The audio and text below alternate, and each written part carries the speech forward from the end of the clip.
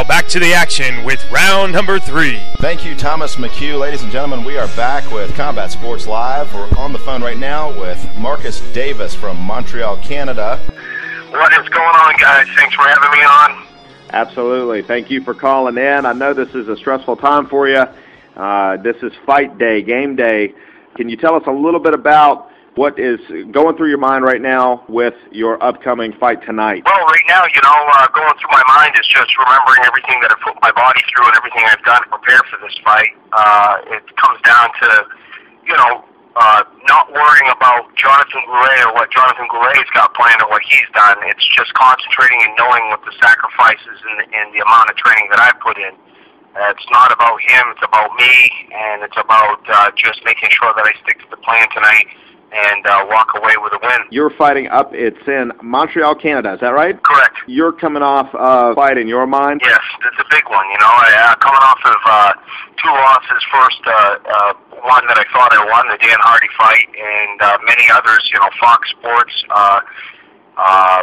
Sports Illustrated Online, and ESPN had me on, ESPN Sports had me on, and all of them said that by going by the unified rules that they had me winning the fight too. And then obviously a devastating loss to Ben Saunders.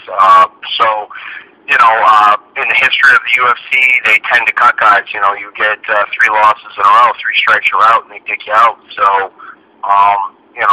sometimes not for everybody. Guys like Clay Guida had many losses, and he stayed with the company. But, he had great certain fights, and I do believe that I have those too. But I'm not going to bank on the fact that because I do have good fights and I put it all on the line, that's going to ensure that I still have a job. So, tonight I've got to go out there and I've got to bring it, and I've got to win in impressive fashion and keep my job. The Dan Hardy fight was controversial. I myself scored that fight in your favor, definitely winning round number 1 and round number 2, and I would have to agree with you by unified rules that you won that fight. But again, as we have seen with the with the main event that we are going to be witnessing tonight, the card that you're on between Machida and Shogun, it's on any given Sunday, the judges can go one way or the other, and it's definitely unpredictable when it's in the hands of the judges. What are your thoughts on the way that mixed martial arts is judged from? Are you worried at all by being in Canada fighting tonight? Anytime that, now you go to the judges, you got to be freaking out. Especially after you see some of the decisions that come out. The Shogun Machida decision, even the BJ Penn help me out here. Frankie Edgar and Frankie Edgar fight.